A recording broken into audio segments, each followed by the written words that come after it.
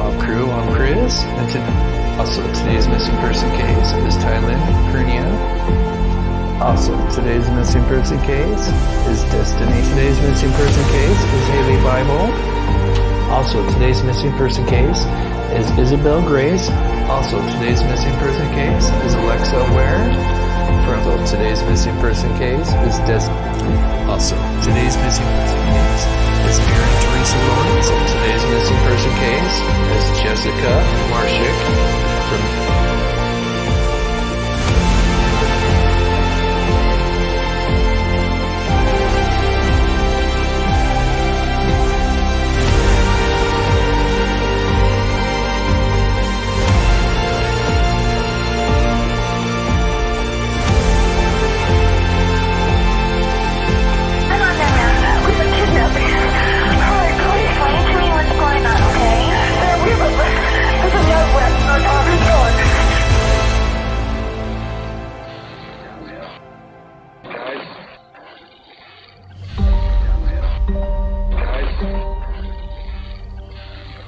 What's up, Mob Crew? I'm Chris, and today's video.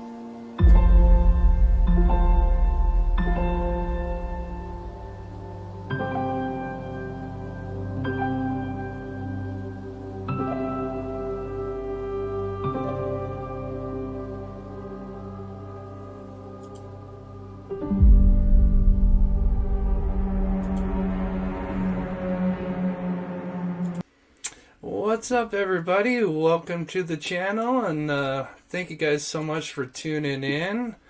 I'm so excited for today's show. I'm going to have a special guest, Tom N, on tonight, who is a local to that area, and he's done a lot of research. And then also we have Jason Watts in the chat. I believe, if I understand, correct me if I'm wrong, he led the team who found Brandon Lawson's remains. So that is awesome. I am humbled to have you both on. That's so amazing. The work you do, Jason, and Tom, for all your hard work sending me all this information. I really appreciate it. So if you guys have questions about this case, it looks like you've got Jason or Tom. They're both in the chat and can answer you guys' questions on this case. If you're newer to my channel, I'm Chris with Monsters Under the Bed. I cover cold cases, true crime, paranormal. In all my videos, I like to do introduce current missing person cases. I also do take requests if you have a family or friend who is missing. If you want to send me the details in my email, I'll be sure to try to get that out in a future video. So yeah, Jason says, I will help out in any way that doesn't compromise the investigation. Awesome. Thank you, Jason. That's so cool. If we get some time, yeah, maybe we can, if Jason wants to call in or something after we're done with Tom. Tom's done a lot of breaking everything down for me. He spent a lot of time on this, so I have to give him credit for doing this for me. So let's get into the missing first before we get into the story. So this is a bolo. This is Be on the Lookout, I believe. Just came out today. I don't know if they may have found him. I'm not sure, but this is Nicky Roll. He's only 4 years old. He was abducted. Oh, actually, no, this one's actually been a couple days. I apologize. So he was abducted on April 17th, so just about a week ago, from League City in Texas. So I know it sounds like I got a few of you in Texas, so if you're around League area, this is apparently the suspects.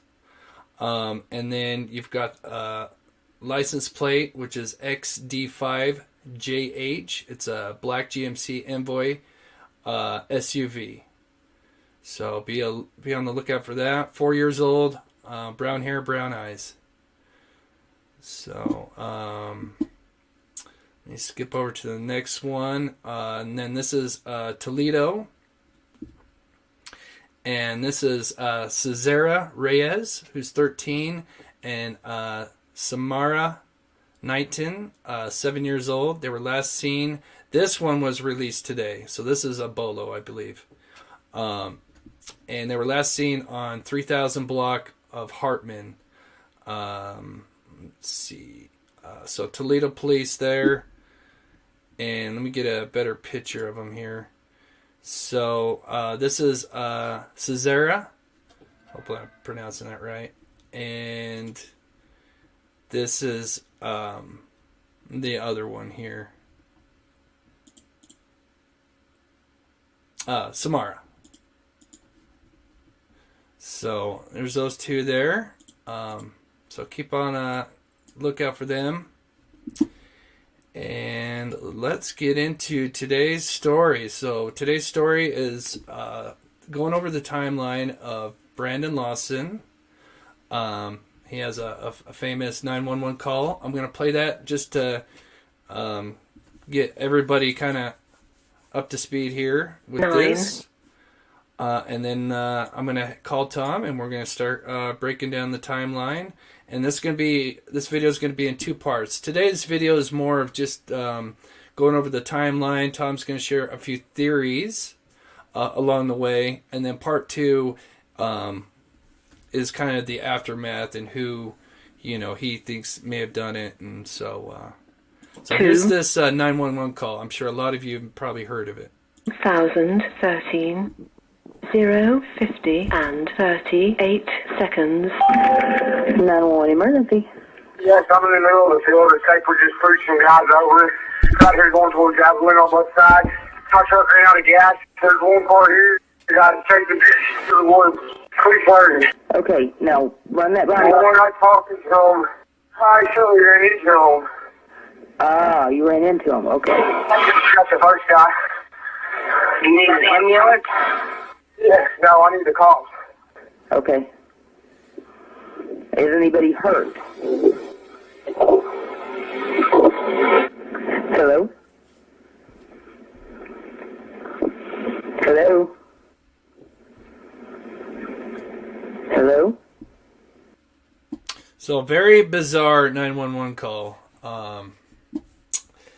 And we'll go back into that once we get to that part in the timeline, and Tom will help break down what he thinks happened. Also, we've got Jason Watson here who has his ideas as well.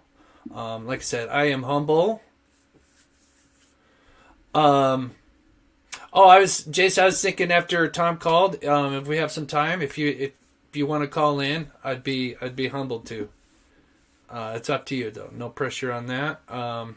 So let me just quickly, before I call Tom, let me just kind of, for those that are new to this case, this is Brandon Lawson. At the time, he had been had his fiancee Ladessa Lofton for the last 10 years, and they had 3 children. Brandon also had a child from an earlier relationship. From close friends and family members, they all say that Brandon was a caring and attentive father, a great person who was loved by many.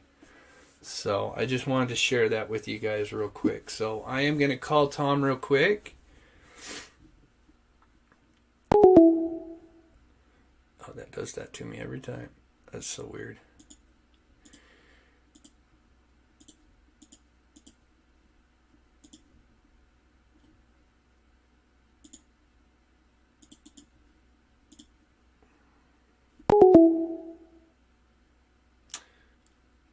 Okay.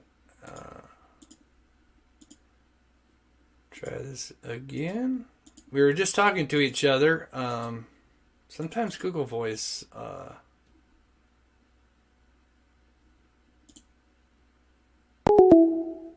Tom, if you can, call me. If you can, buddy. I don't know why. It just keeps dropping the call.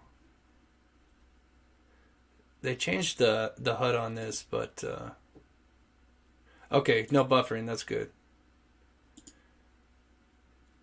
Tom, if you can't call me, there's going to be a delay. I don't know why it's...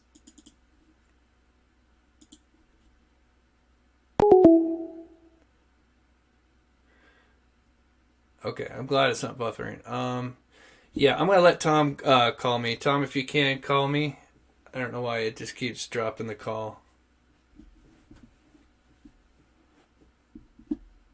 So we'll wait for Tom to get in here. I'll start on this second part while he's calling in.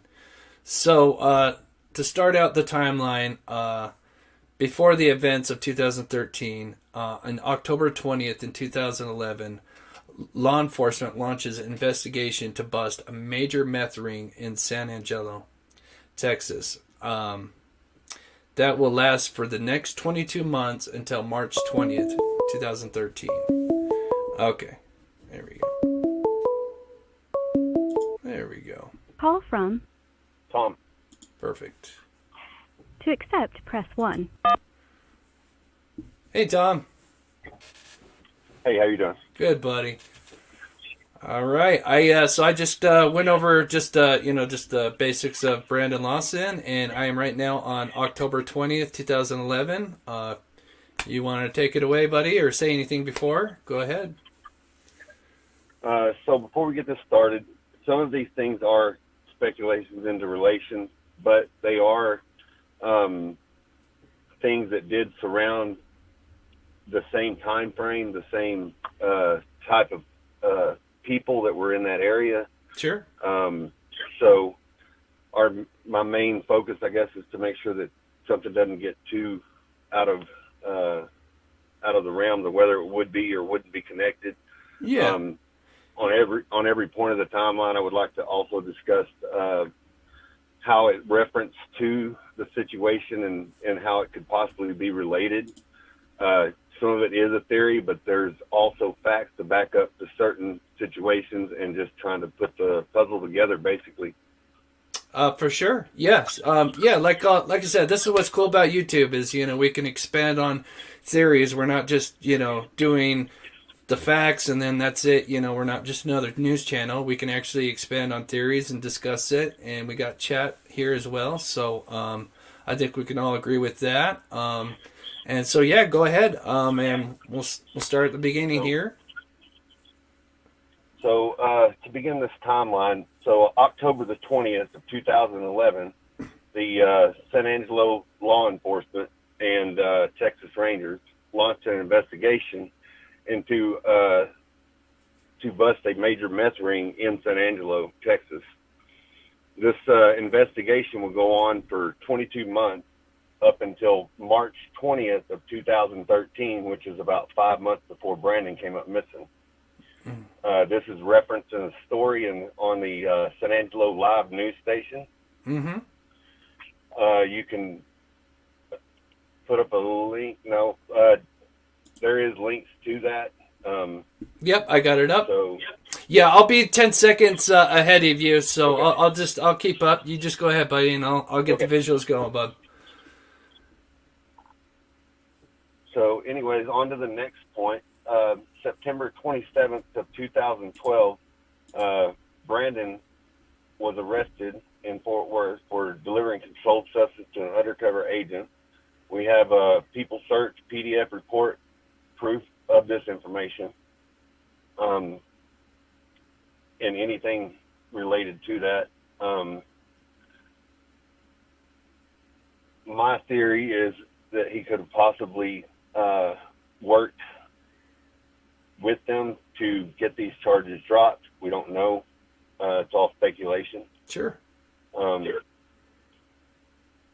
September 31st, 4 days after the arrest of 2012, Brandon moves him and his family to San Angelo. This interview and this reference is Ladessa says on the Missing Podcast channel video titled Ladessa, Brandon Lawson Disappearance. She states that they did move to San Angelo on the 31st of September. Interesting. So if we fast forward to March 20th of 2013, so they had been living there in San Angelo for approximately 8 months at this time. Uh-huh. The law enforcement in San Angelo and Texas Ranger in the 22-month investigation with a 15-person meth bust, all within 1.5 miles of Brandon Lawson's home. We have maps, reference points to the arrest logs and everything connected to that Yep. Like I say, we're not 100% sure if it's connected, but it is in proximity of where he lived. Yeah. We have all the arrest logs, the addresses, reverse lookup of any person that was on that list and where they lived at the time, which is all in close proximity of Brandon's home. Oh, yeah. They're just stacked all on top of each other right in there. Yeah.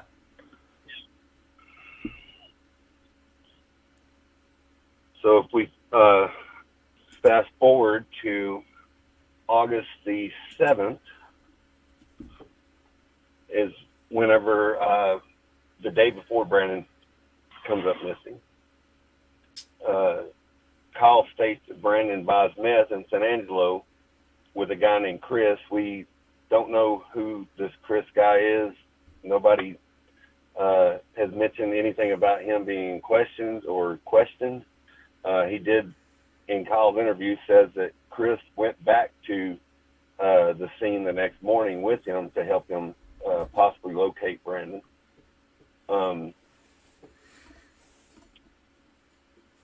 There is, and this is speculation, complete speculation, but there is a Chris Hernandez listed on that arrest record, and possibly the theory of mine would be that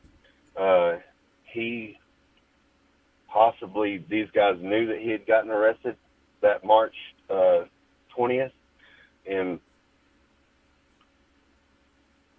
okay, we know exactly who Chris is. Well, is his last name Hernandez? That's my question, because there is a Chris Hernandez on that list of people that got arrested on March the 20th. Interesting, yeah. Jason Watts says he's been questioned, but you're asking which is it, Hernandez or a different Chris?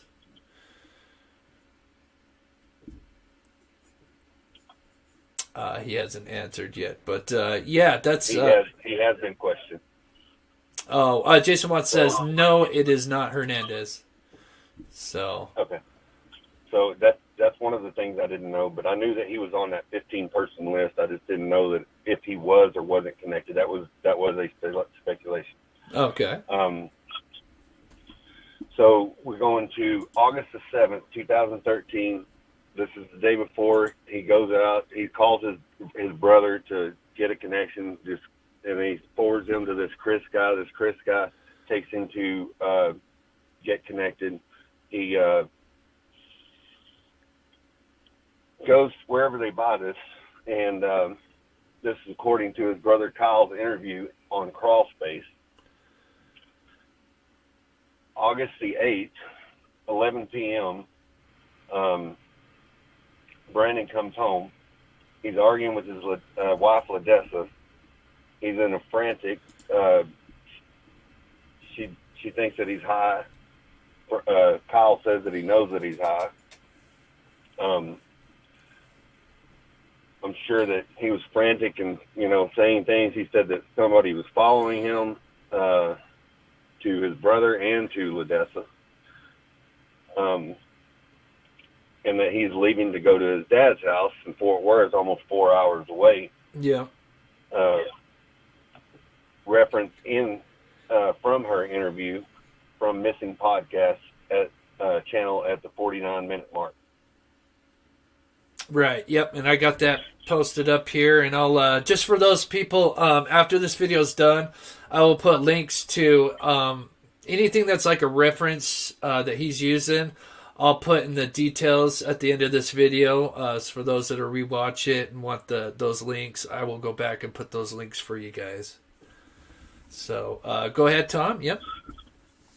So on to 11:54 p.m. According to Ladessa, that's the time he left. Or he made a phone call to Kyle as he left. He heads north on San Angelo on Highway 277 toward Bryant. This is a speculation, but I think that he stopped at the gas station that's 2 blocks from his home. Is that the let me look right. at. Yep. Yeah, I got it up there. You're on it right there. Yep. He stopped at the. This is my speculations that he stopped at the stripe to get gas, and this could be possibly where he totally runs into them. We're not sure. Speculation, sure.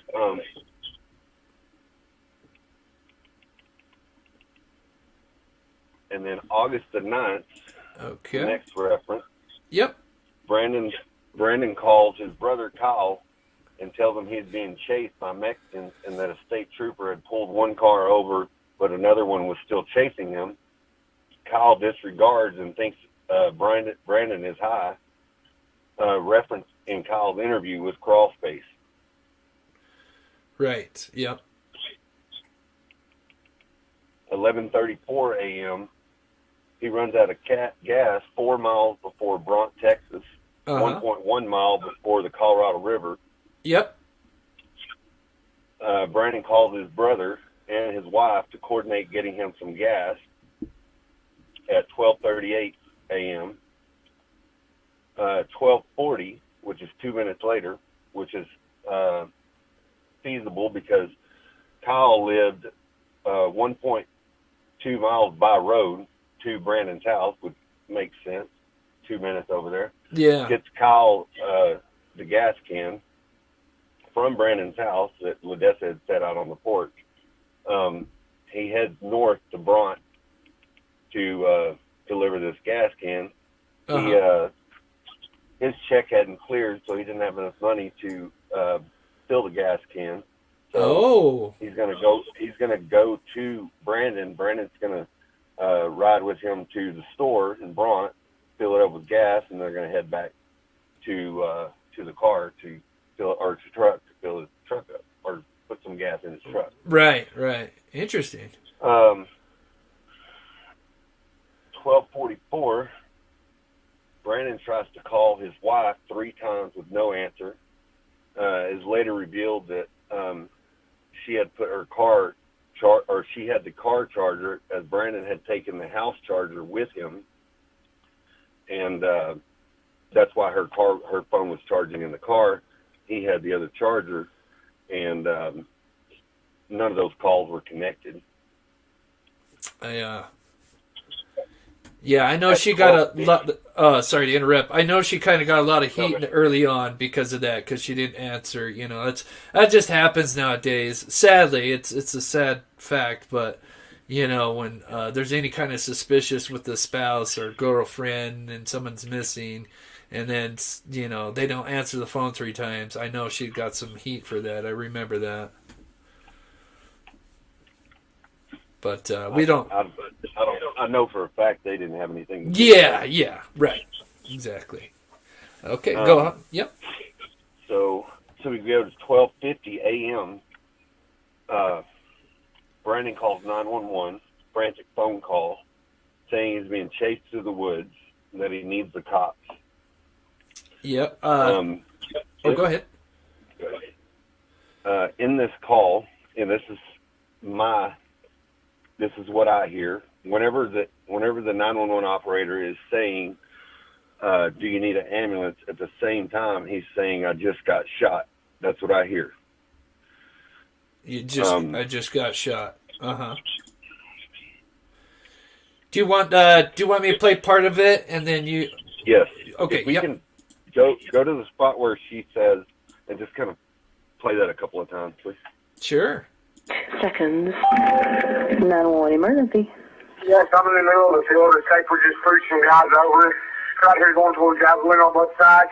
My truck ran out of gas. There's one car here. You got to take the bitch to the woods. Please learn. Okay, now run that by me. The one I talked to him, I show you ran into him. Ah, you ran into him. Okay. That's the first guy. You need an ambulance? Yeah, no, I need to call. Okay. Is anybody hurt? Hello?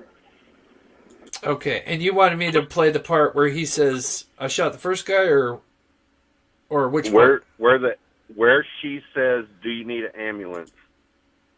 Oh, okay. Let's see, let me just. Okay, here we go. You need an ambulance? Yeah, no, I need the cops. Okay, play that a couple times. Yeah, because in the thing it says I have cuts, and it's not sure if it's cuts. You need an ambulance? Yeah, no, I need the cops. Yeah, it sounds like he. I can kind of hear I got shot. That's the first guy. You need an ambulance? Yeah, no, I need the cops. Yeah, I'll do it one more time for you guys. Okay. That's the first guy. You need an ambulance? Yeah, because as he's saying it, that's when she talks, so it's kind of they go over each other. Okay, what else would you like to point out? Or And then at the end, I think those are gunshots. And the reason why I say that is because I've dove hunted since I was 4 years old. So I know what it sounds like shotguns because you can hear the reverberation and the recoil whenever they shoot. Possibly a semi-auto, which is 4 shots. You have 1 in the chamber, 3 in the hull. So you shoot the first shot and then you got 3 more. So in this call, I hear 4 shots. I hear the shot right before he says, I just got shot. And then I hear the three shots right after he says, no, I need the cops. Sure, I'll play that one more time, just since you said that. Everybody can kind of listen for that. Pre-party. Okay, now run that When Ronnie. I talked to him, I surely ran into him. Ah, you ran into him. Okay. That's the first guy. You need an ambulance? Yeah, no, I need the cops. Okay. Is anybody hurt? Hello? Hello? Hello? We'll do it one more time. Is anybody hurt? Hello? Hello? Hello? And that helped me. Oh my gosh, you can. That was eerie. The whole you can kind of hear someone what sounds like someone saying "help me." Go ahead, Tom. So I don't want to emphasize too much on the call. I mean, everybody's heard it 1,000 times. And, Sure. Yeah. But I mean, we can speculate and hear things and Yeah. Oh yeah, definitely. reverse it, and Yeah. I hear so many different versions of what people heard and what they didn't hear. So just Sure. Sure. move on with the timeline after this. Okay. 12:53 a.m. Okay, give me 1 second, Tom. Let me I'm just pulling that up. Okay, yep, got it up there. Okay, I'm just checking the chat real quick while we everything going good, everybody? Everybody kind of agrees with the gunshots. And all right, go ahead, take it away. We're at 12:53 August 9th. 12:53 a.m. August 9th. Dispatcher forwards Brandon's 911 call to the sheriff's office. They send Sheriff Fox north of Bront first, which is away from the scene. Brandon was actually south of Bront. Yep. At 12:56, and Jason, correct me if I'm wrong, I believe it's 12:56 or 12:57, the trucker called 911 about a vehicle in the road. There's no one that I know of that actually has heard the full call of the trucker. Oh, interesting. My theory, and my thinking is that for a trucker to feel like it was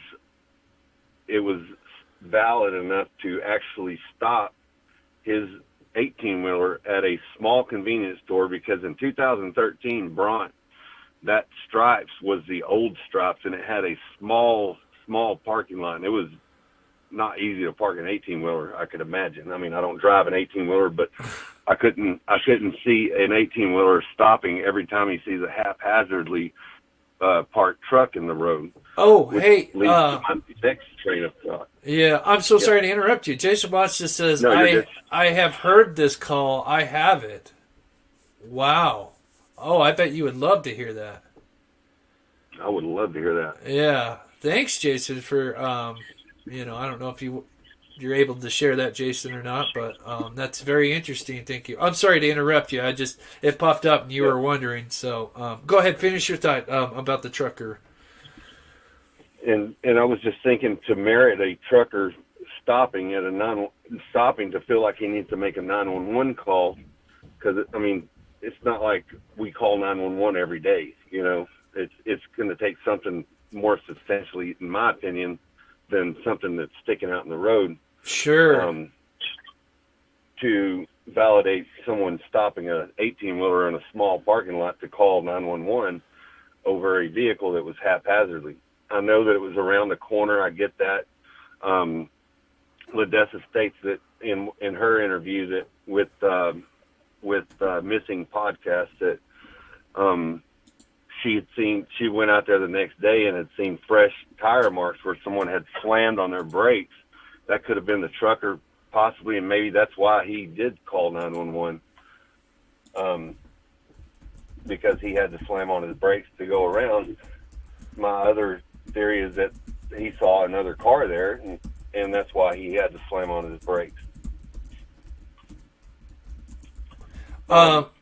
So Jason Watts says he'd like to come on and explain. So after we go through the timeline, we'll have Jason Watts call in. How cool is that? And I appreciate both of you guys taking the time to share the story. I can tell you guys, put a lot of work into this. But yeah, go ahead and we'll do our thing, and then if you can just wait till we finish the timeline, and then we can go back and have you call in if that's okay. So sorry, Tom. Go ahead. So now we're gonna go to 12:57. Yep, 12:57 a.m. Okay.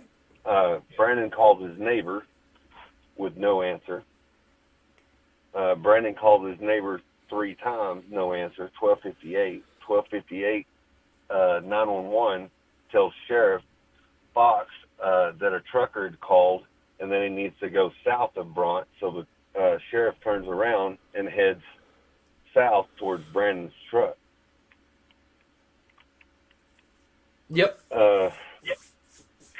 12:59. Kyle called Brandon, no answer. Mm-hmm. 1:04 a.m. dispatcher called Brandon back, trying to get more information, and leaves a voicemail. On to 1:09 a.m., Brandon calls Kyle 3 times. My theory is that it's actually the killer's in possession of this phone, because you see this in a lot of cases where the killer will take someone's phone that they've just killed, and they start texting, they start calling, they start doing all kinds of things with this phone. Sure. To possibly deter the investigation, throw people off, lots of different things that could be involved in that, as far as breaking down when and where and how an investigation would even begin. So the first thing that people say, well, there was calls made on his phone after the 911 call. How could it be the other? Sure. But you see a lot of cases where that happens. Yep. So this is when Kyle is told at the scene. Sheriff were there with him. They pulled up simultaneously. Brandon's calling at the same time. Kyle is told on the phone, I can see you. One time run. Where's your pride, mother effer? Mm-hmm. And Kyle also states in one of his interview with Missing Podcast that his brother had never said anything like that to him before. Interesting. This call is simultaneously when Kyle arrives on the scene and is talking to Sheriff Fox at the same time.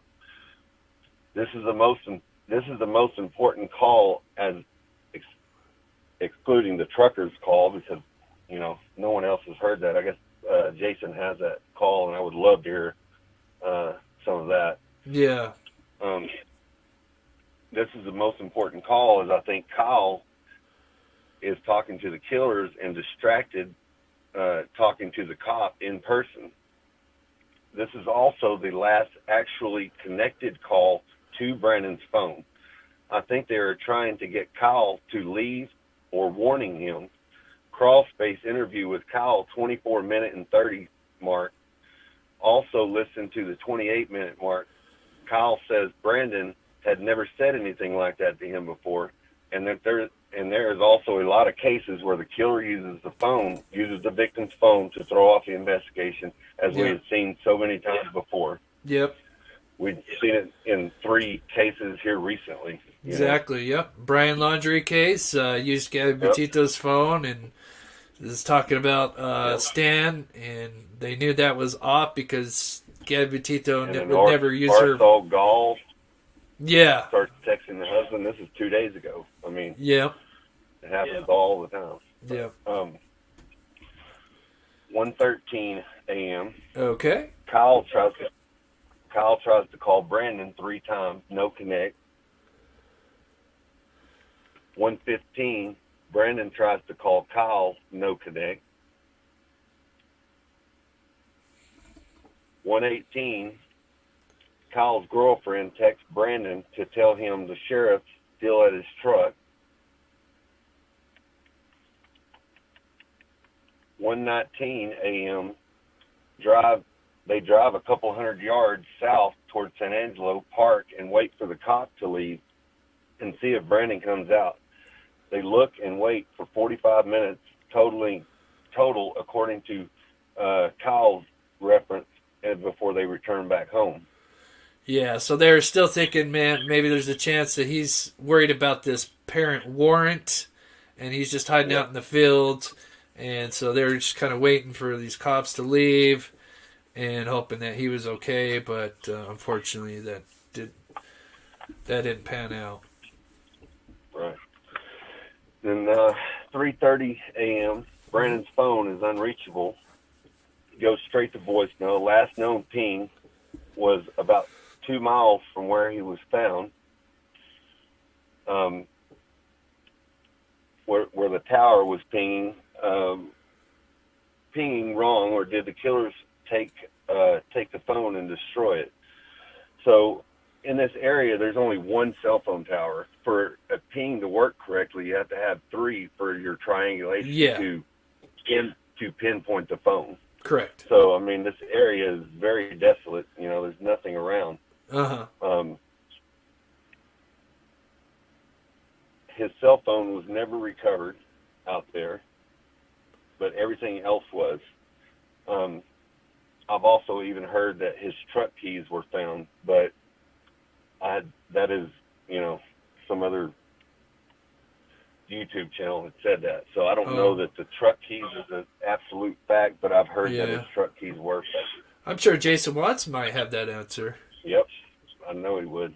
But 4:30 a.m., Kyle calls Ladessa to tell her that he found Brandon's truck, but not Brandon. Ladessa calls Coke County Sheriff at 5 o'clock a.m., Sheriff requesting information. Okay, I'm going to pause you right there. Jason Watts said the truck keys were not found.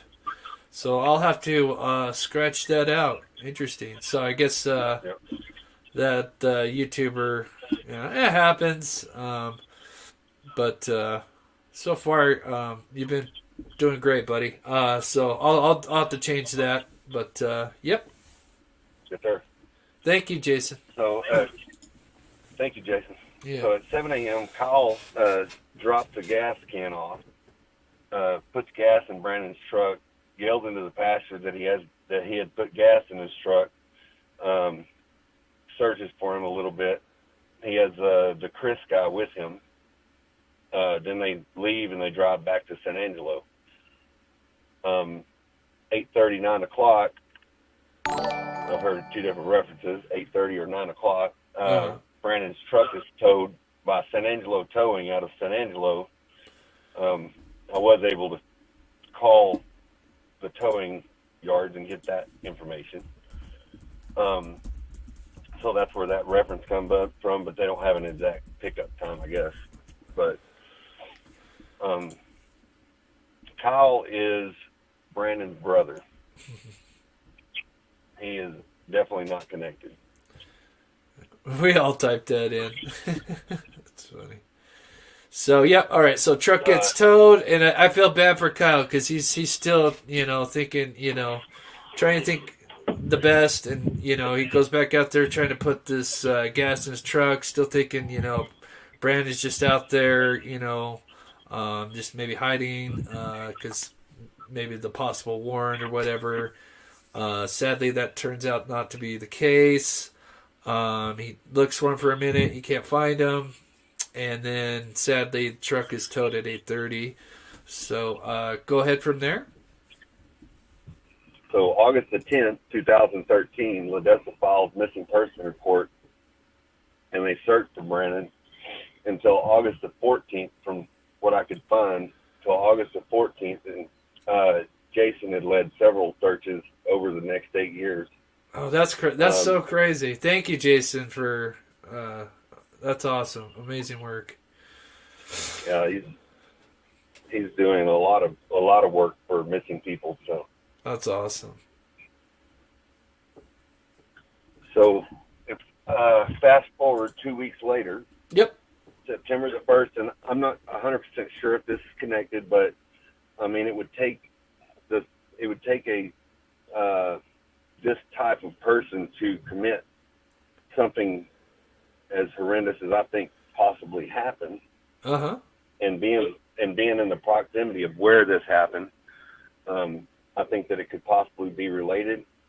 I mean, it is meth related. The bust at the beginning of this timeline is also meth related, and yep, I don't know.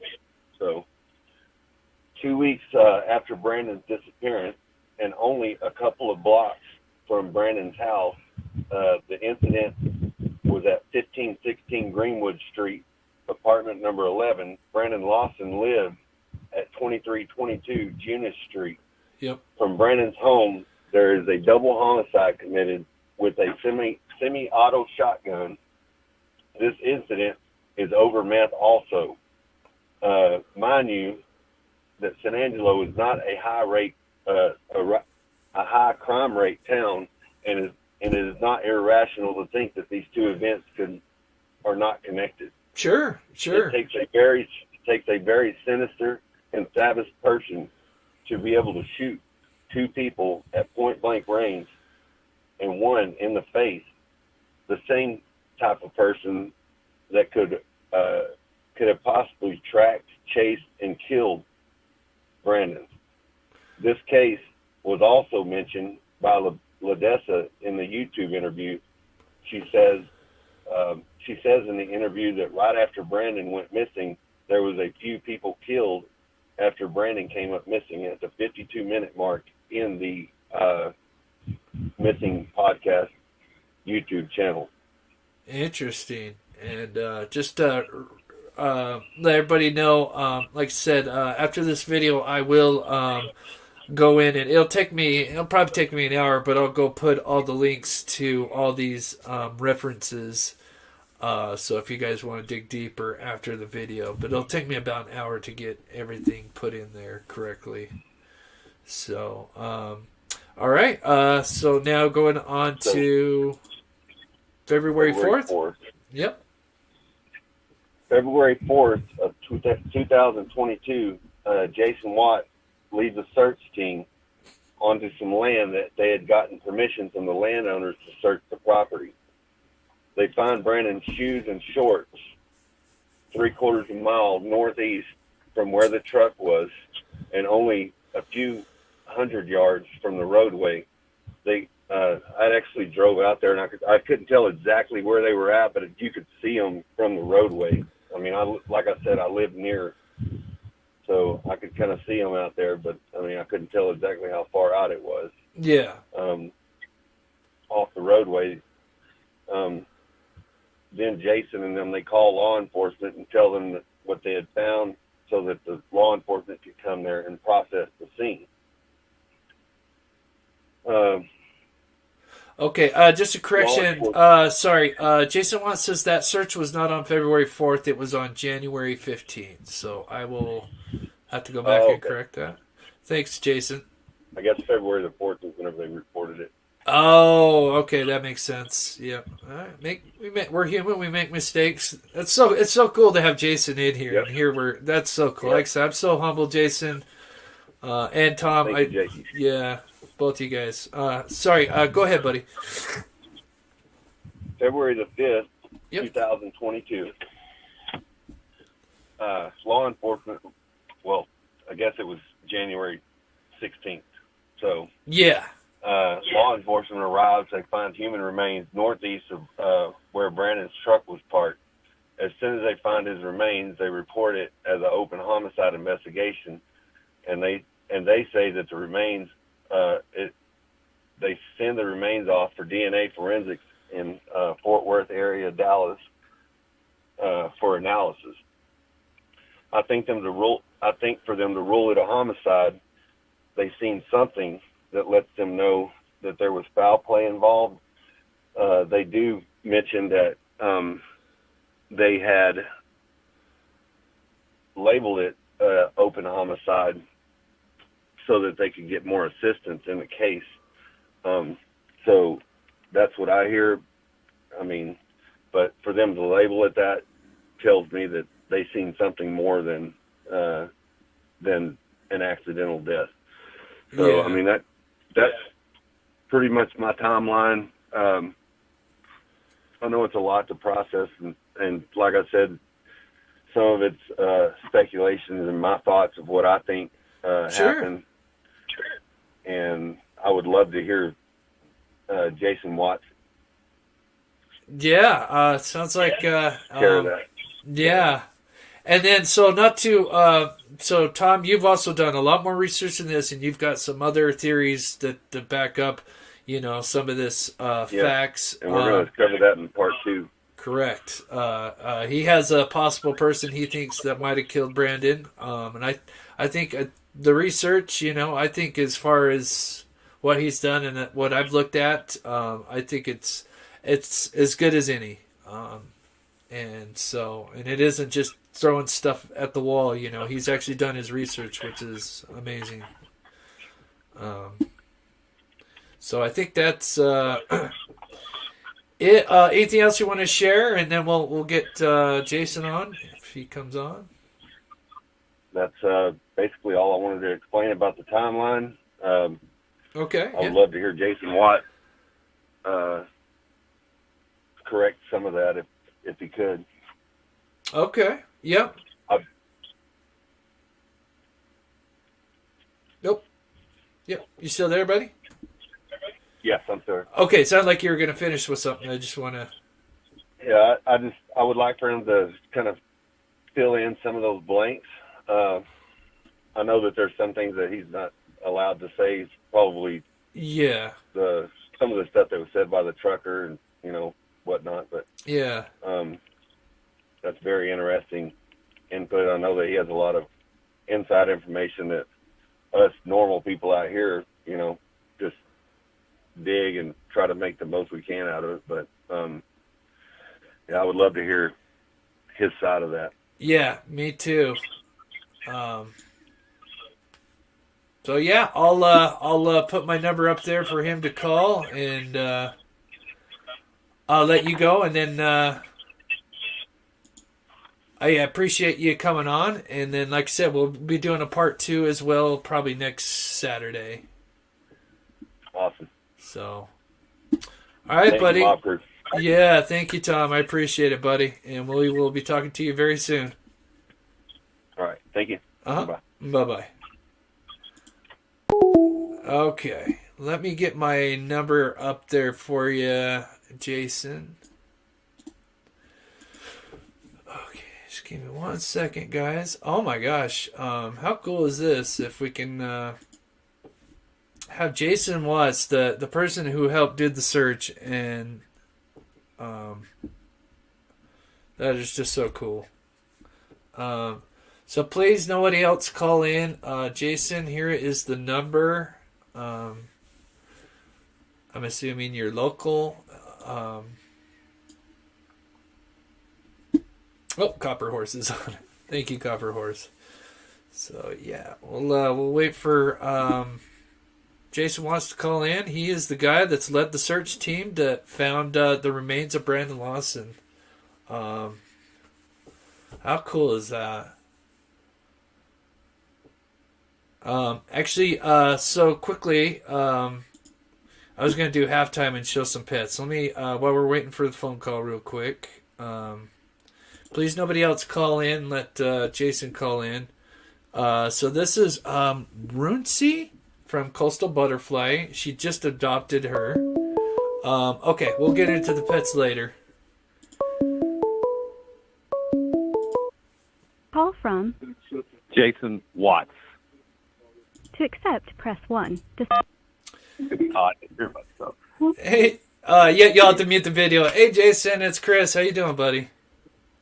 I'm doing pretty good. How are you? Great. I am humbled that you're on the show, buddy. Hey, Jason, it's Chris. I'm sorry. I got your video going at the same time I'm talking, so repeat what you just told me. Oh, I am humbled that you're in my chat and watching my show. Yeah, you'll have to mute the video because we'll have an echo. All right, no problem. Well, I know, first of all, I do want to thank Tom for the work he has done.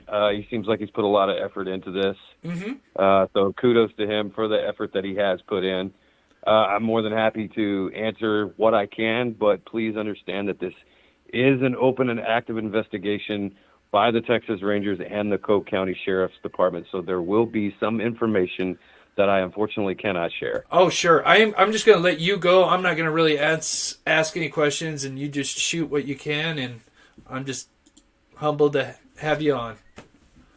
Well, I don't mind the questions. Matter of fact, I'm more than happy to answer any ones that I can. If you have any that come to your mind, please ask them. If anybody in the chat room has any, I will answer what I can, because otherwise I'll just start rambling and I'll forget to answer something.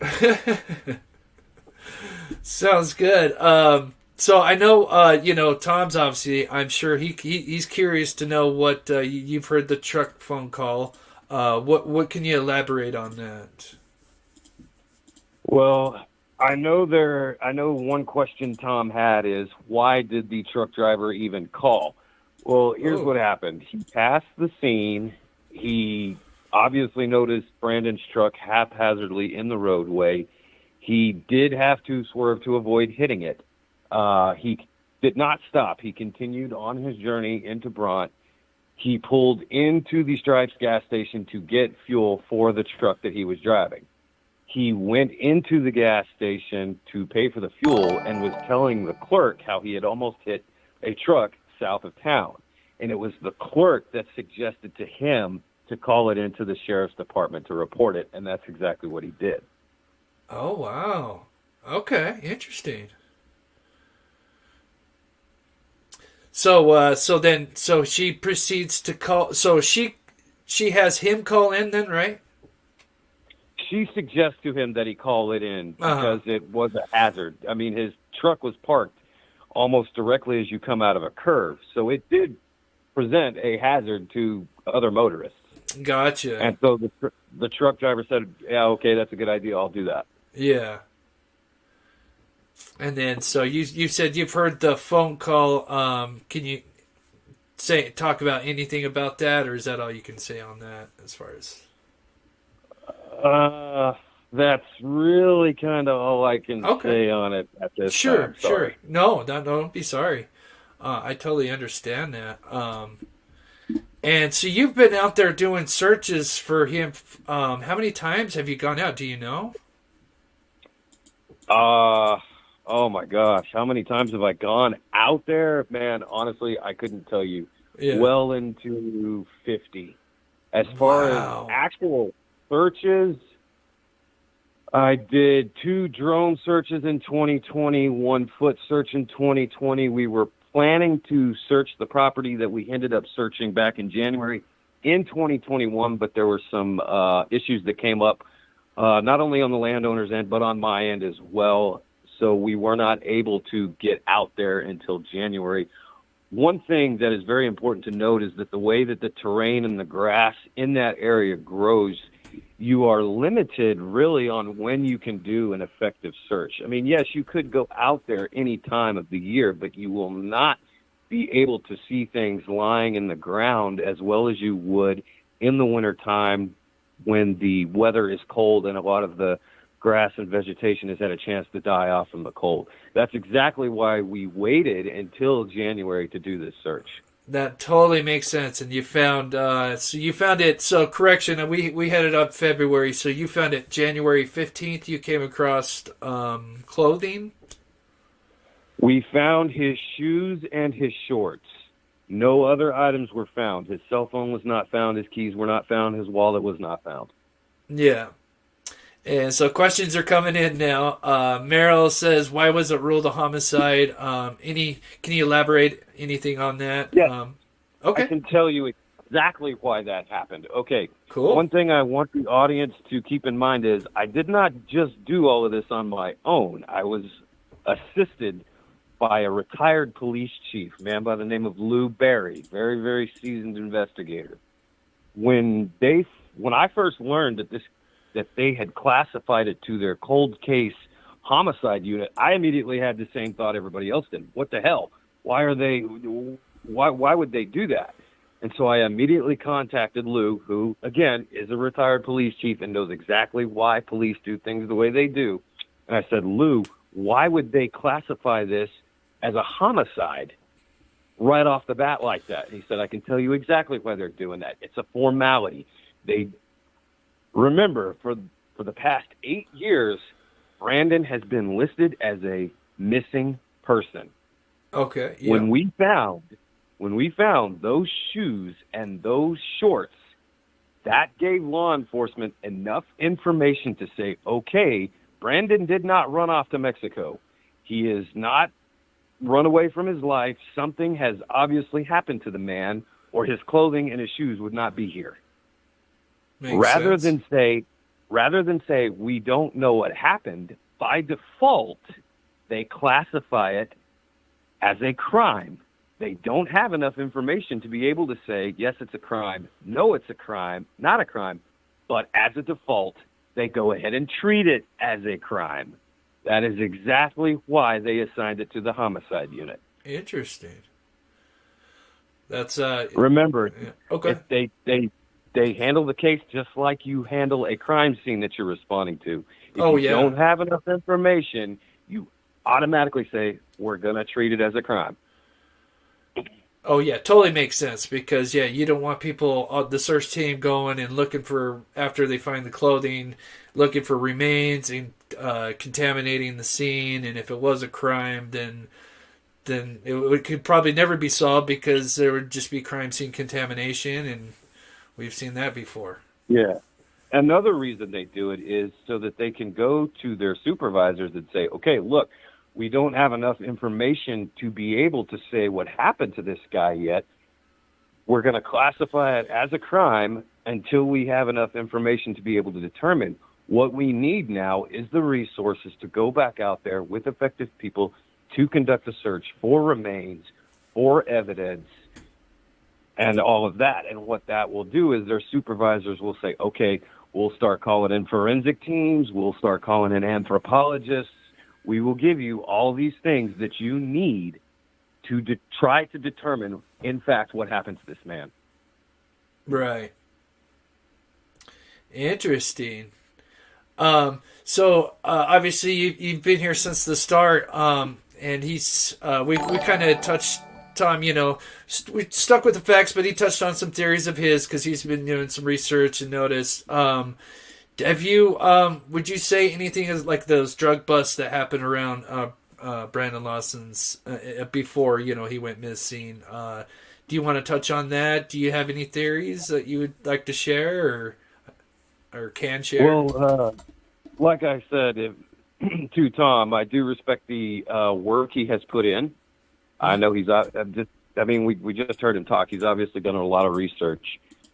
What I can tell you, and I know Tom is listening, is I would say I cannot 100% rule those out.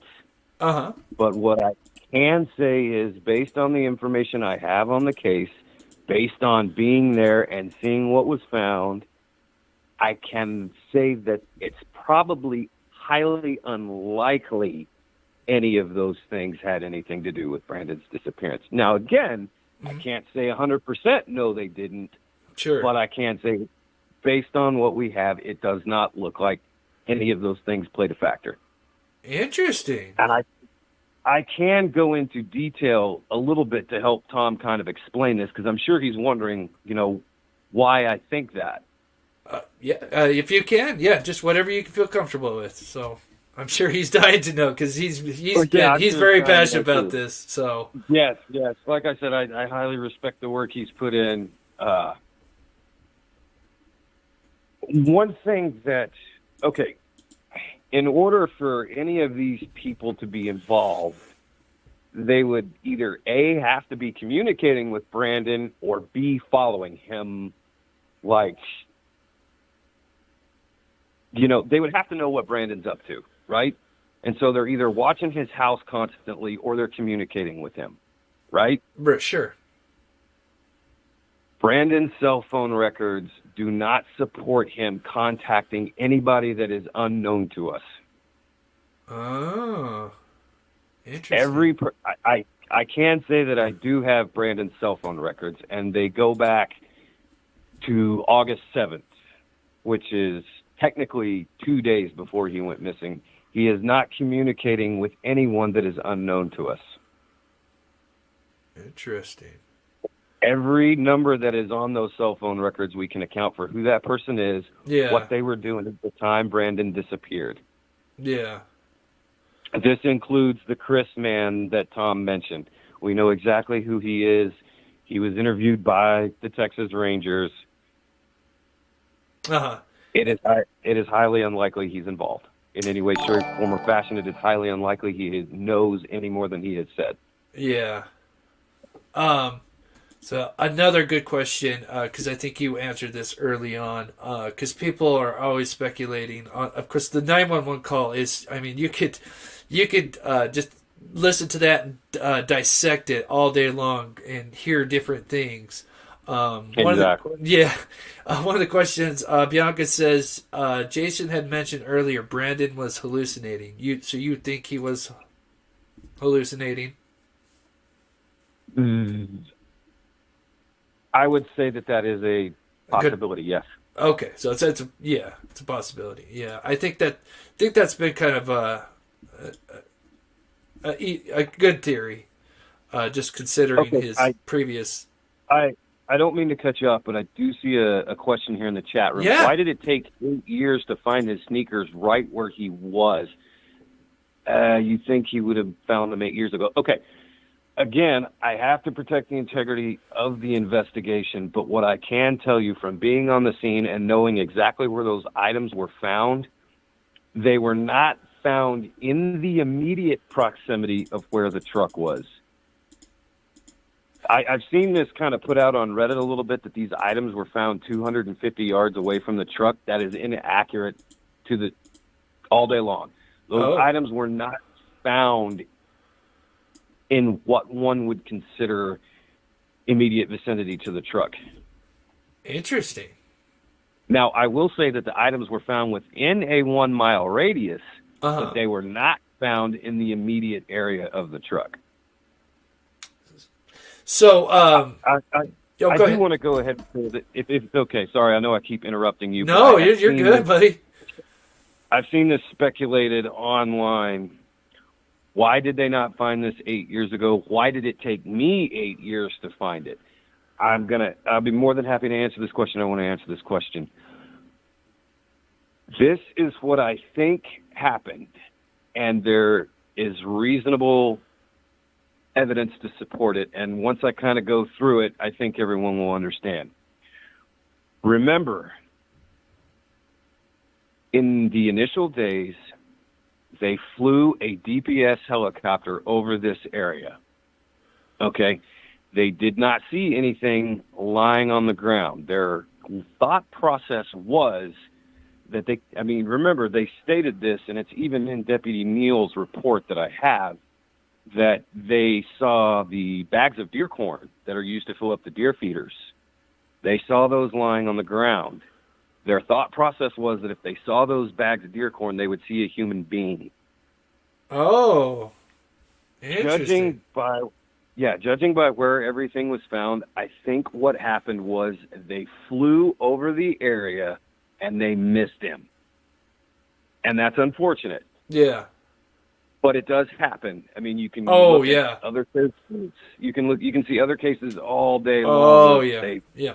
They go right over the person, and then when somebody goes back, they find him. Yep. What happened was they flew over the area, they missed him, but they were so confident in their flyover, and they only had a certain amount of resources, certain amount of manpower. They focused so strongly on the immediate vicinity of the truck, and they did not go back with a foot search to this property. And he's just been there the whole time. Now, the reason it took me 8 years was, for one, I started just advocating for the case, sharing the flyer, spreading the word. I was not actively experienced to the point to do foot searches, in my opinion, until probably around 2018, 2019. Once I presented the idea to Brandon's family that, hey, I want to start doing foot searches for the guy. Yeah. Ladessa and I sat down and had an in-depth conversation, and she said, Jason, I basically want to start from scratch, from the beginning, act like we know nothing, and search just as we would have if this was day one. So then what we started doing was we communicated with landowners in the immediate area where the truck was found and worked our way outwards. So once I eliminated the other properties, I got to this one, and this one just happened to be the one. Interesting. Yeah. That's amazing. Like I said, and just to kind of recap on what you're saying about how people miss it, if anybody watches Missing 411, that just happens to be one of the common things when people go missing, and they do search parties, and they'll do 3 or 4 searches in the immediate vicinity of where someone went missing, and they don't find anything, and then a month later a hiker comes by and finds them right where it'd been searched 4 times over. It's just I see Tom is already asking the question, Jason, is it possible he was buried and that's why the air search was unsuccessful? No. Based on how we found the items, where they were, I don't think Brandon was ever buried. If he was buried, I don't think we would have found what we found in the condition we found it in. Interesting. Yeah, because that's been a theory, is thinking that he was buried, and that's why we couldn't find him. Everything we found was sitting on top of the surface. I think it's okay for me to say that. Interesting. Well, yeah, that sheds a whole new light on some of this stuff. And like I said, once again, I want to say thank you for taking the time to answer these questions. And oh yeah, you bet. Normally I don't really get into a whole lot of these things, just because sometimes I get frustrated arguing with people. But one thing that can hurt an investigation and a case is taking speculation and repeating it as fact. And yes. I'm not saying I've seen any of that here tonight. Yes. It's just I want to try to prevent some of it if I can. Oh yeah, totally. Oh yeah, like I said, when I saw and who you were, I was like, I'm excited, and Tom would agree, because I talked to Tom previous before this, and he's got his facts, and then of course he's got some theories, because that's what's cool about YouTube is you can speculate, but yes, it can be harmful, so you have to kind of do it, with some responsibility. Yeah. So any I know there were some other questions Tom had to have had, or somebody had to have had. Anything that you want to clarify that we went over earlier as far as I'm just kind of taking a peek with the timeline. Anything else that you might have saw that might have been off, or you felt like you would like to correct? I think Tom had most of his facts. Maybe a few dates we had to kind of change, but yeah, I can actually. Matter of fact, okay. I know there's a little bit of a delay from what you've got on the screen. Yeah, it's about 10-second delay. Yeah, Okay, so I can run you through how the sheriff's office responded to everything, because I've already done that on the Missing podcast, so it's okay to go ahead and talk about it again. Oh, okay, cool. Yeah, if you got time. Okay, so Brandon called 911 at 12:50 and 38 seconds. Okay. The dispatcher, obviously, as we all know, lost contact with Brandon. Now, there's been some misconception that she did not respond to Brandon's call. And as Tom pointed out earlier, that's not true. She did. They did dispatch Deputy Fox north on Highway 277 to look for whoever had called. Now, I know that Brandon was on the south side of town, but remember, the only thing Brandon said in his 911 call that gave any kind of geographic location was, I'm out here going towards Abilene. Yes. So she took this as he had already gone through Bront, and that's why they sent Deputy Fox north. Yes. Yes. At 12:56, the trucker called and advised. I can say this about the trucker call. He tells them exactly where the truck is. Right before you get to the Colorado River, south of Bront on Highway 277. So what happened was the dispatcher then begins to wonder if the two calls are related or not. But rather than turn Deputy Fox around, she decides to keep him north and dispatch Deputy Neal south to investigate this truck that is parked haphazardly in the road. Right. Wow, interesting. Yeah, and the Abilene totally makes sense of why they would send him up north, because, yeah, he didn't really... That's all he said was Abilene, and, yeah. So Neil comes from the south, and that's what you said, that they bring in another... Well, he didn't... He was in... Deputy Neal was in Bront. That's where he was supposed to be. And he left Bront and headed south on 277, while Deputy Fox headed north. Gotcha. Yeah. I actually have their dispatch log here in front of me. So Deputy Fox was dispatched at 12:55 a.m.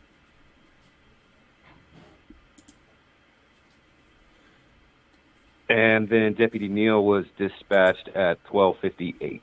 12:58. So interesting. Yeah, that matches up. Yeah. Yep, So, and as Deputy Neal was driving, he was looking for anybody walking along the roadway. He did not see anybody. interesting. Deputy Neal actually radios in code 1023 at 1:11 a.m. Code 1023 is officer arrived on scene. And this lines up with the timeline that he arrived shortly after 1:10, just as that's always been presented. Yeah. So I know people are coming up right now asking, because it sounds like gunshots in 911 call. Can you expand on that at all, or? Well, all I can say is there is one person that does live in the immediate area. They do not report hearing any gunshots that night. Interesting. Huh. I don't know if the truck driver would have heard gunshots as he was driving. But the area is very rural. Oh, yeah. Most of the people, there are homes, but most of the people don't live in them. They only use their land seasonally, like I presented, or like I said very early on once this information came out. the landowner that owns the property where all this stuff was found, he lives in a completely different part of the state, and he doesn't even go to the property that often. He had not even heard of Brandon's case until I called him. Oh, wow. Yeah, and so I mean, you know, he didn't know that there was potentially a missing person laying out on his property. You know, he as soon as he communicated with me, he told me he was actually really shocked. Oh, wow. That's crazy. And Yeah, then to be able to I mean, find, yeah. if you think about it, once you add all these puzzle pieces up, you can kind of understand why he wasn't found until now. As unfortunate as it is, you know, do I wish law enforcement would have gone on that property with a foot search? Yes, I do, because I think they probably would have found him within the first week. Yeah.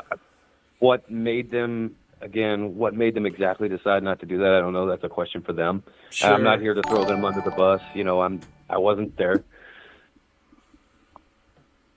The bridge noise is out as a theory in relation to where he was located, correct?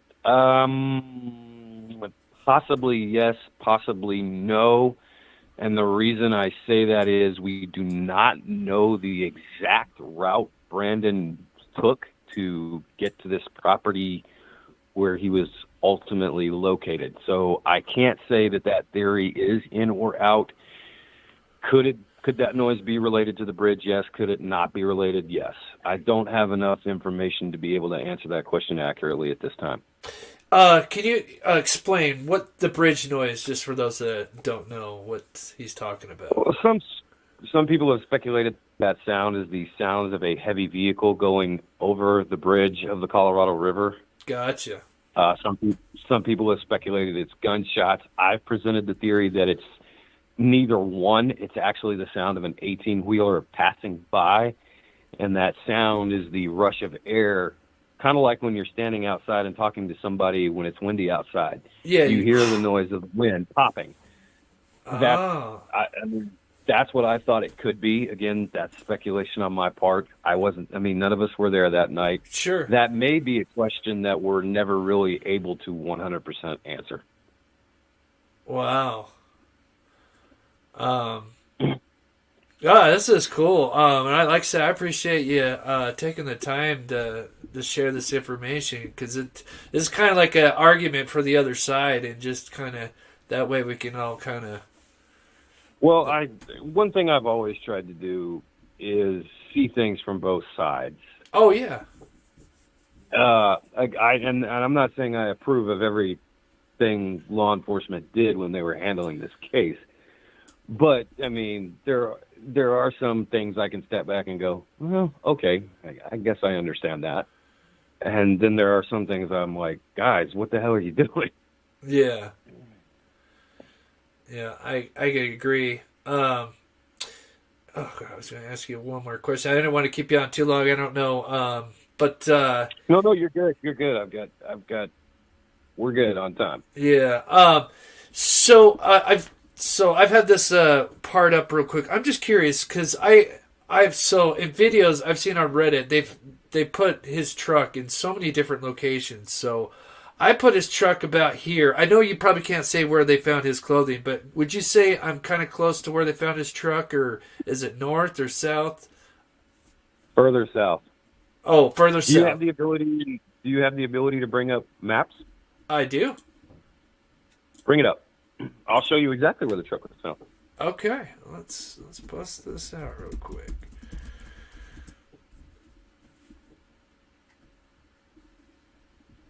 Cool beans. Yeah, I don't have a problem. Let me know if it buffers, guys. Should be okay though. I think we'll be all right. What I'll kind of do is I'll just kind of guide you with your search cursor as we go along. You were kind of close. So if you want to go back to that, and then I'll just kind of vicinity. Sure, yeah. Yeah, it's running a little slow. Oh, I hope I don't. Sometimes I can run Google Maps, it's just fine, and sometimes it causes it to lag. And so if it does start to buffer, let me know, guys. hopefully we can get away with. I will answer a couple of these questions that are in the chat room while you're doing that. What do I think the cause of death is? I don't really like to speculate if I can avoid it. So what I'm going to do is just wait and see what the police release. Put the layers on, then I know where I'm at here. There's another question. I just saw it. Do I know if Brandon had possession of a weapon? No. As far as we know, he did not have possession of a weapon. Okay, so that should be Colorado River right there. It's taking a minute to load up here. Okay, I do see this question. Jason would know the dates and stuff of the possible remains. Okay, so we did our search on January 15th. The Texas Rangers went back out on, I believe. Let me pull the. I'm buffering. Calendar. Hold your thought for The just Texas a second. Rangers- I'm buffering. Sorry, I knew that was going to happen. No, you're good. You're good. You're good. Hold it for just a second. I'll fix it real quick so I don't do that anymore. Sorry, guys. I don't know why Google Maps just sometimes it just causes me to buffer there. Technology, gotta love it. Yeah, I'm waiting to get Google Fiber Internet. And that'll fix everything. Comcast just the upload speeds are atrocious, even with the best. Happens to the best of it. Yeah. Okay, it should be good now. Let me just double check. Is it okay now? But yeah. If not, I'll just close this and I'll let you just answer the questions and then we could. You were pretty close. I keep remembering there's a delay, so by the time I see you, you've already moved your cursor. Yeah, so I'm just gonna stay right here and I'm gonna circle and you just let me know if it's north or south. Keep going south. Okay. Not by much though. You're really close where your cursor is right now. You moved it. Okay, I'm just circling right here. Just keep it right here.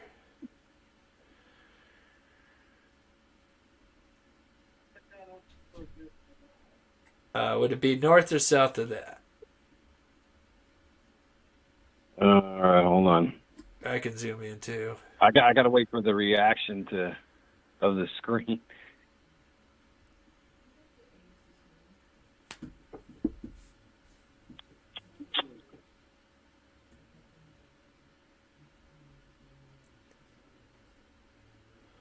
Okay.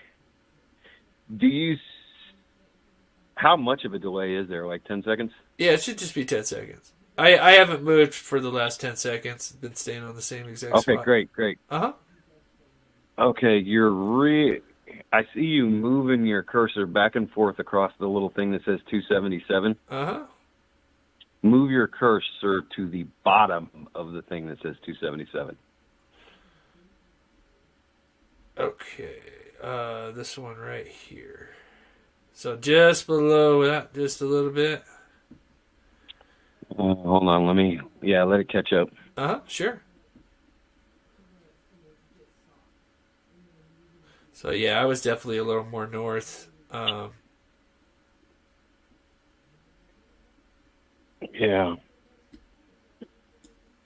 I don't want to move the screen because I'm afraid. I wish there wasn't a delay, but it is what it is. Yeah, and I've got it on probably a little extended, more delayed, just because I kind of put it to low latency on this one, just to. I was afraid to buffer with the big shows. Okay, it looks like where you've got it now that everything's catching up, you're really, really close. If you zoom out a little bit. Zoom out? Yeah, just a little bit, not a lot. Yep. All right, let me catch up. Interesting. So it's just a little south of the one street that kind of angles in. I forget that street. And then you have the little two streets on the left that come out, and then so it's just south of that.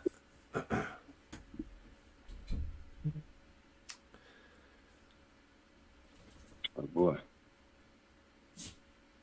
But once again, I Yeah. appreciate it, Jason, for coming on. This is cool. Like I said, I'm totally humbled. Oh no problem.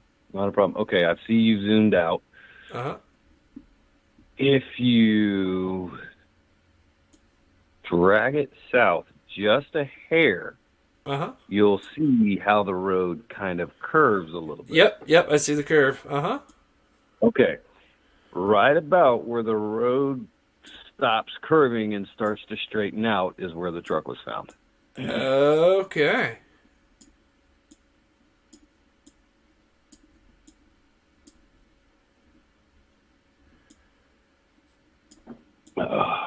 Gotcha. So it'd have been probably about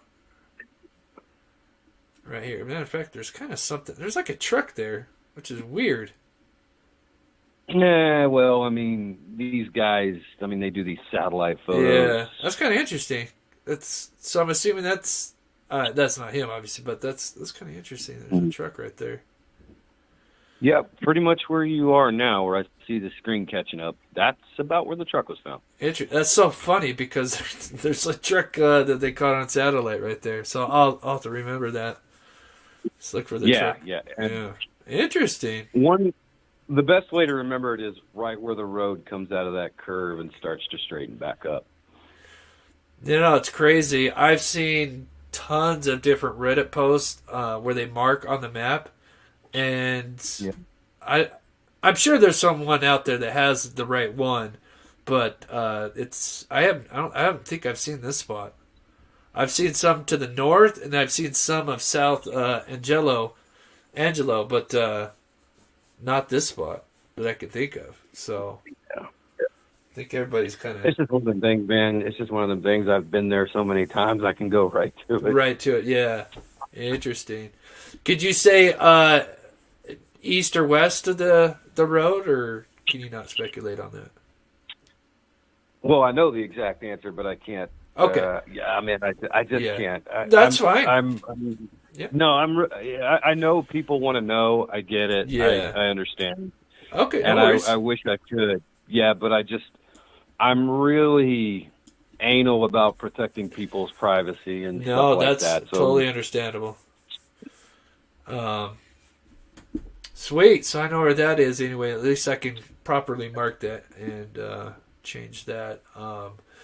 So let me just look. Looks like you were answering some questions. Other than that, like I said, I don't want to take up too much more of your time. I'm super humbled. Anything you just want to add before we get off here?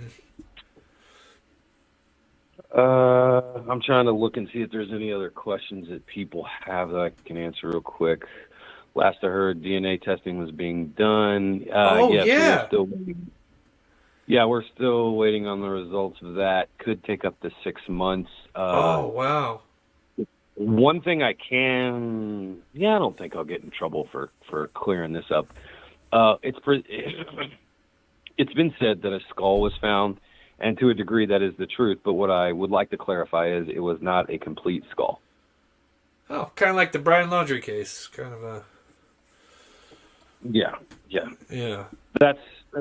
Whenever you find a skull, the hope is that there's teeth there, because teeth are a very rich source of DNA that was not found in this case. Oh, wow. Interesting. But at least there was something there to give the family closure after 9 years. I can't imagine. But what amazing work you've done. I appreciate that. Yeah.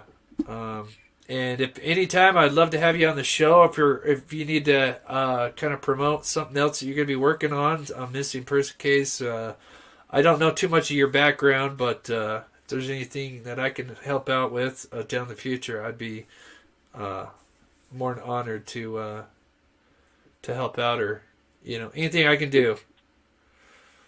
Oh yeah, I appreciate the offer. I'm I'm being careful, about what interviews I do and don't give out. But yeah, at some point in the future, I'd definitely love to. Yeah, and not even just like I said, it don't even have to be an interview. If there's something you're working on, you need to, or if the family needs some exposure with the case or anything, like I said, but yeah, or afterwards. But yeah, like I said, I appreciate you coming on, and Yeah, you bet. Like I said, I'm more than happy to clear up speculation and rumor where I can. Yeah, and I'm sure this will help Tom with his, kind of where he's going with these theories. Yeah. Oh, go ahead. I'm trying to think of the best words to use to close it all out. Man, the most important thing is thank you for what you're doing. Keep working hard. I love to see everybody that's in the true crime content genre succeed and them to put out the most honest and truthful things. There's just so much rumor and speculation online, not only about Brandon's case, but about all the cases that you see. Yeah. And it's important to, get as much of what is true and what is not true, out there.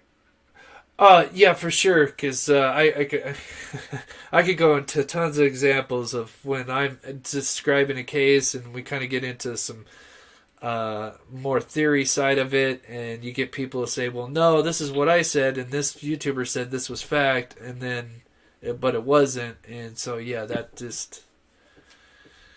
Yeah, it complicates things for sure. So, were there any other things or any other questions that anybody had before I go? I know this is one of those cases where this is one of those things where we won't think of any right now, and then as soon as I hang up the phone, you'll have 20. Yeah. I just want to read. Patricia says, "You are a hero, Jason. Kudos." No. I'm just a guy that did what he could. Yeah, I would have to agree with that. Yeah, I'm just taking a quick peek too as well before you're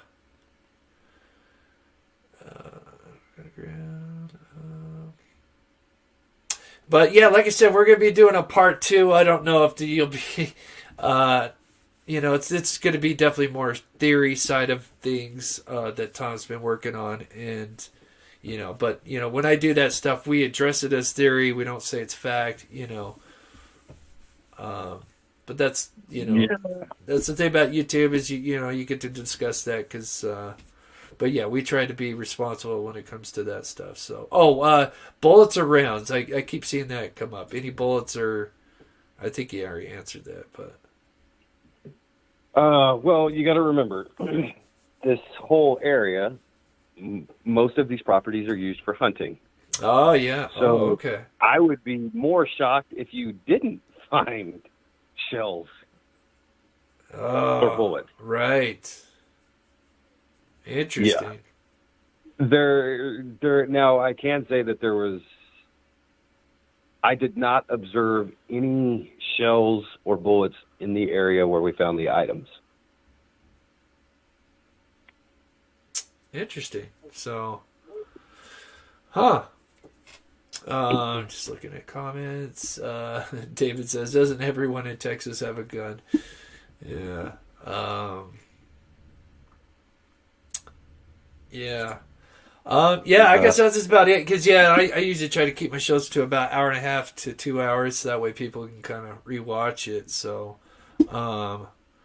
I guess with that, do you shout out? Do you want to shout out? Do you got a website, YouTube channel, anything that we can promote before you get off? I don't have any of those things. I'm okay. Just an advocate.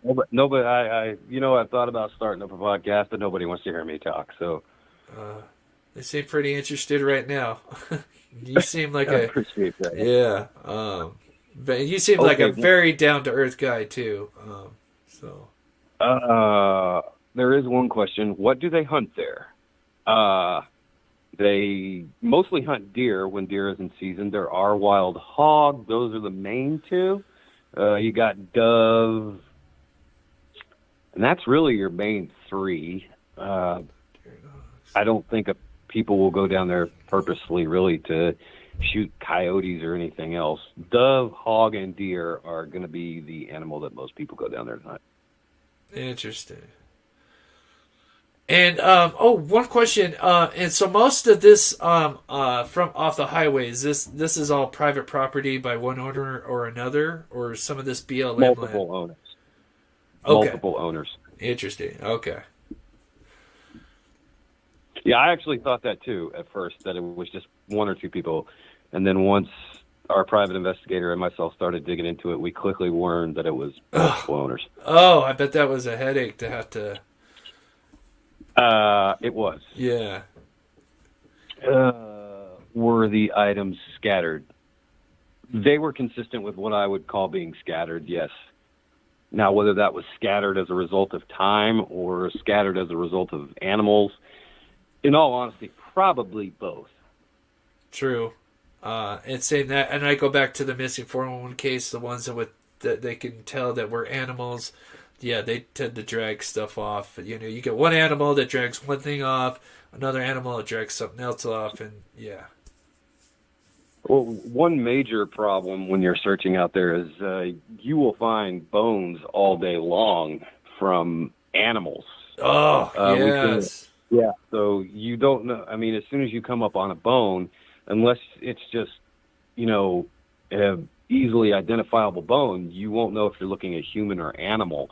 Well, today we did the search. We found an entire spine and hip bone from a deer. We found jaw bones from wild hogs. You will find bones out there all day long. Oh, that must be frustrating to come across that. Yeah. Yeah.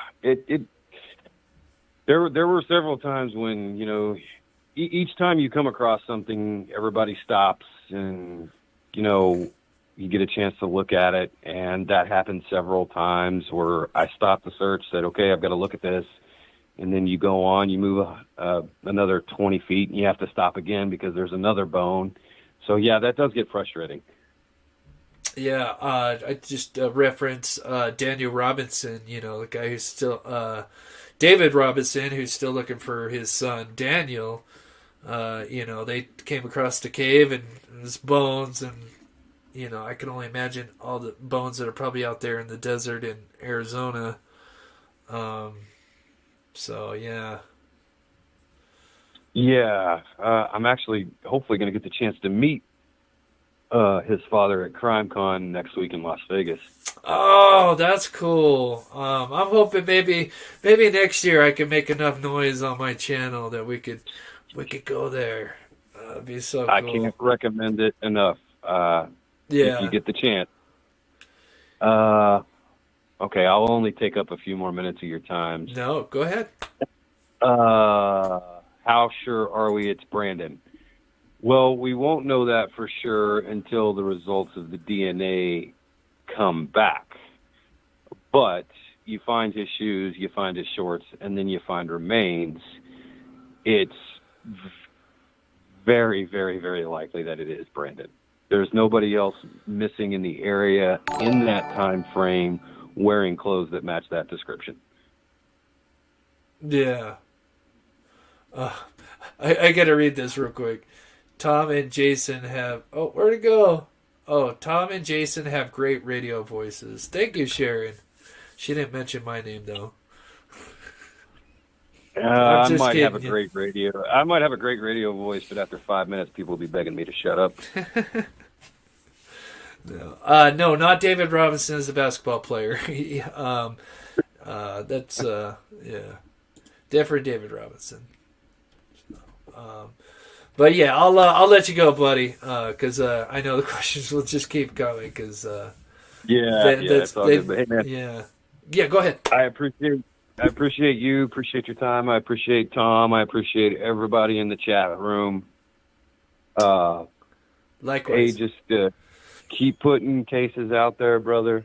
Keep advocating for them. Keep spreading the word. Keep doing what you're doing. Yep, I appreciate it. Will do.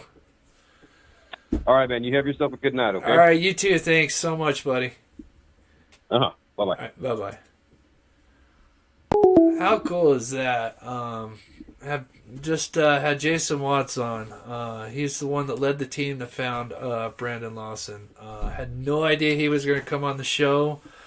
So just, wow, what an amazing show. That was so cool. Learned, totally flipped everything on its head as far as some of my theories that I thought about this case.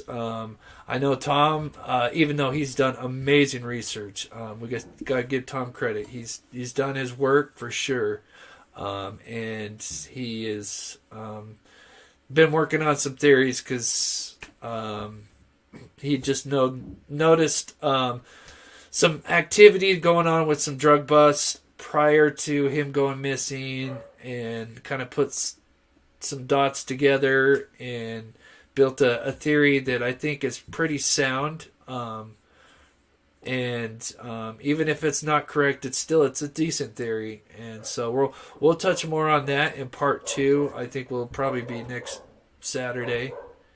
So, but I think we've gone on. I'm not sure how long have we been on. Let's see, we've been almost. It doesn't even tell me the time on here. But, yeah, I usually try to keep my videos to about 1.5 hours, 2 hours so people can rewatch them. But, so I think we'll probably end it there, guys. Yeah, Christy B says, learned a lot. Yeah, and I'm sorry I couldn't get to more questions and answers. But, like I said, we're going to do a part 2.